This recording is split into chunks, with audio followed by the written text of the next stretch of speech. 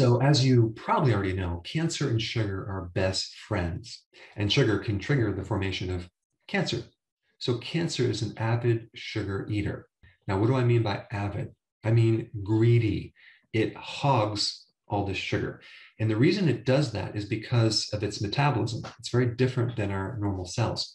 It ferments sugar. It's anaerobic, meaning without oxygen. So doctors will use PET scans, which is a process where you inject someone with radio-labeled glucose. So then it emits radiation and you can identify it on a machine. And you can find out what part of the body is hogging all this glucose. That's where the cancer is. That's where the tumor is. And cancer cells break down sugar much faster than normal cells.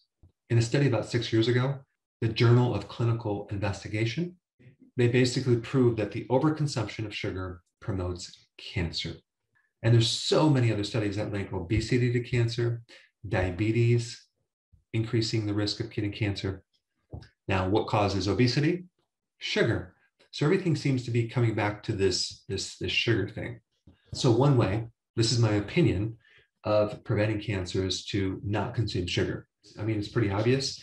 Sugar creates a lot of oxidation, and the real cause of cancer is damage in the mitochondria. And so then the cell, as a survival mechanism, converts over to a different type of cell, which involves fermentation of sugars. And there's many other things that can actually damage your mitochondria that can trigger this, but sugar is one of them. If you want to know the other ones, just look up anything that is carcinogenic. So one big strategy to prevent cancer is to go on healthy keto and intermittent fasting. Why? Because that's going to avoid sugar. But there's one more thing I want to tell you about, which I think is very important. What happens when you actually have cancer? Will a ketogenic diet be enough? And the answer is, I don't think so. You have to do things a little bit differently because you have two situations. You have the fuel that feeds the cancer cell, and you also have the raw material that helps build the structure of a cancer cell. And that's a little bit different. In fact, ketones can provide the raw material to a cancer cell's membrane through a very specific pathway called SCOT. I'm not going to give you the long name for it, but when I talk about SCOT, I'm talking about the biochemical pathway to feed the cancer cell.